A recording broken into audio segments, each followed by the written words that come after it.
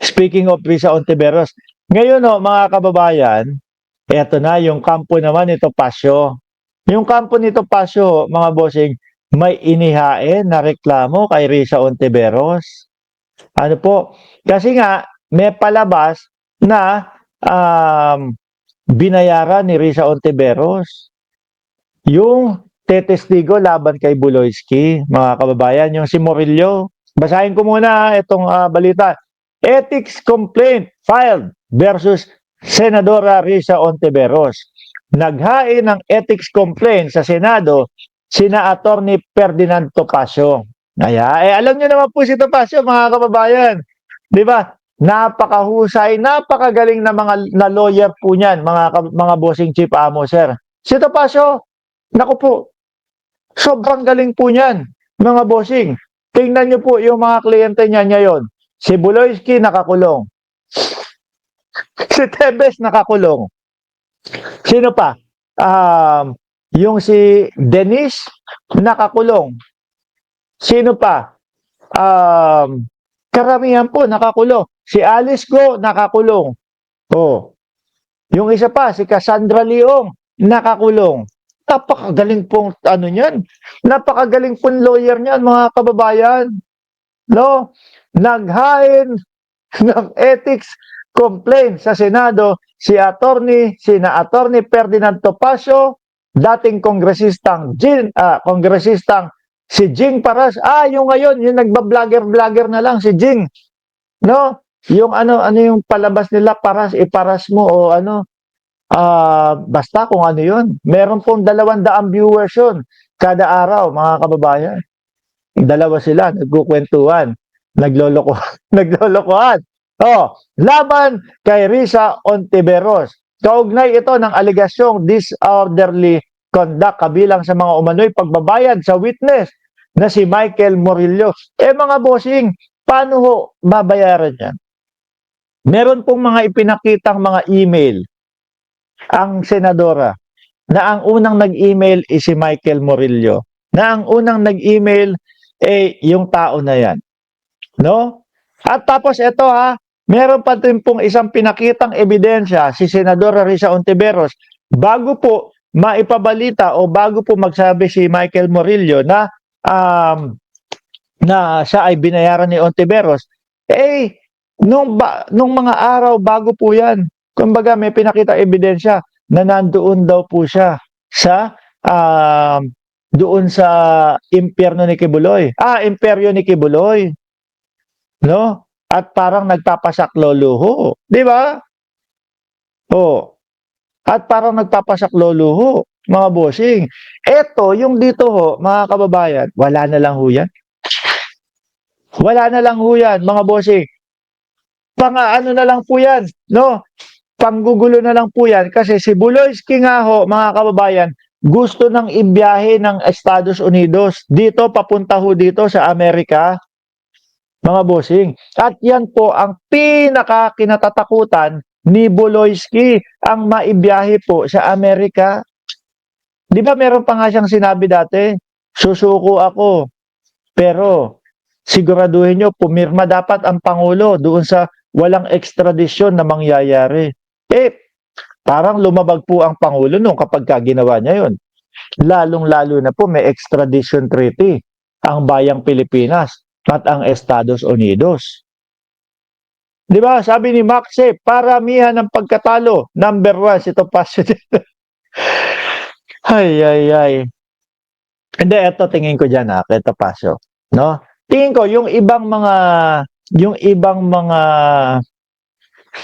kliyente, yan, naghahagilap talaga sila. Hanggat maaari siguro, gusto nilang iwasan si Topacio, mga bossing. Kaya lang, yung ibang mga lawyer is mauutak no? Naku, alam ko naman na malaki ang tsansa na matalo yung ano na yan, yung kaso na yan. Hindi ko tatanggapin yan. Masisira ang reputasyon ko yan. Ganyan. Hanggang sa maubos na po yung pagpipilian nila o yung choices nila, no? Si Topacio, alam niyo naman po, alam niyo naman po mga tinatanggap na mga kaso niyan, mga ganyan. Kaya napupunta na lang doon. 'Di ba, Abitan? Salamat. Naku, ang gwapo daw. salamat.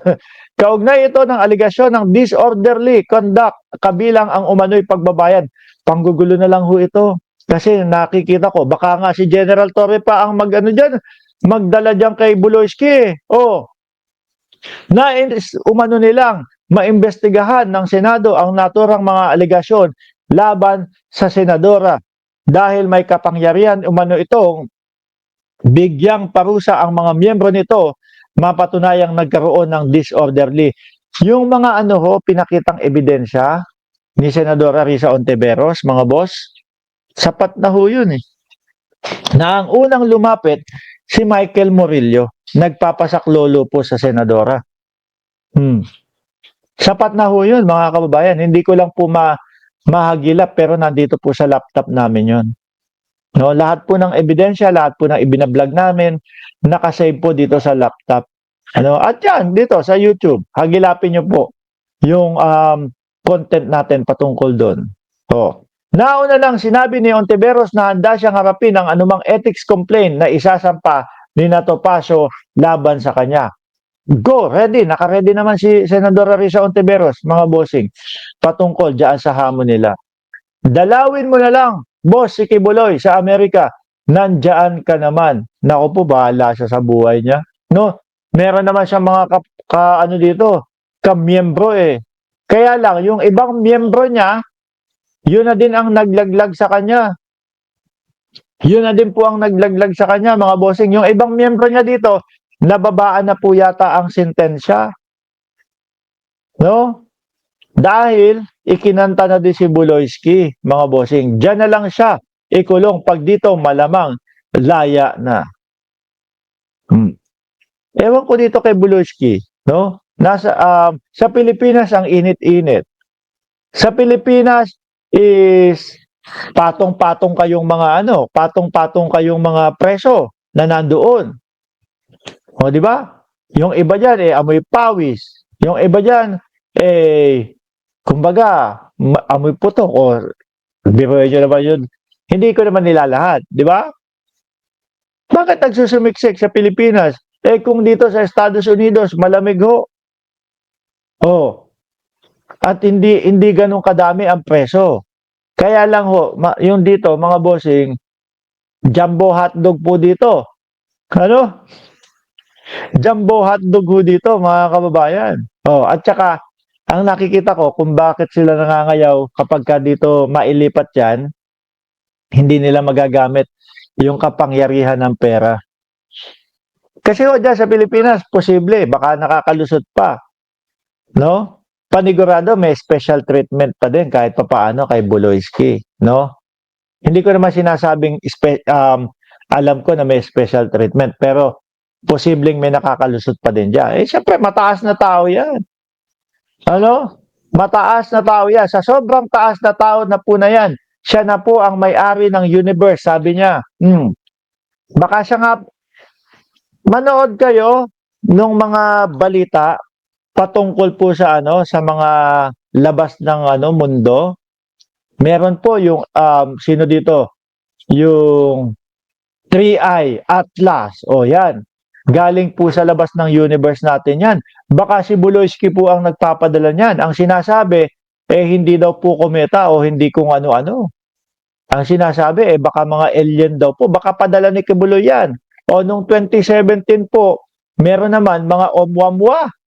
O, iniisip din mga kababayan na mga alien po yung sakay nun. Kasi talaga namang galing sa labas ng natin, universe. Dadaan doon sa Jupiter, dadaan sa Pilipinas, dadaan sa Earth. Oh. Tapos nagtago sa likod ng araw para hindi makita. Tapos biglang bumilis yung pag-alis. Kakaiba daw. Hindi totoo 'yang sinasabi ko Ang hindi lang totoo yung sinasabi ko baka si Kibuloy ang nagpadala niya mga yan. Di ba? Oh. Malapit na din ho kasi yan, mga bossing. Sa sobrang taas ni Kibuloy, ayun, kanya na ang universe with matching doorknob na punong-puno po ng diamante. Siya lang po ang meron yan, mga kababayan. Kaya po hangang-hanga yung mga DDS kay Buloyski. Kaya po, pilit na ginagawa ng paraan para po maisip ng taong bayan na peke um, yung mga ebidensya, peke yung mga um, tawag diyan, laban kay Kibuloy ng mga tao. Ganun ho yun, no? Pero tingin ko nalalapit na din po na mangigibang bansa na si Buloyski. Bossing, ginagawa lang ng mga tulisan na yan, front ang church para linlangin ang taong bayan. Parang iglesia ni Manalo, ginagawa lang.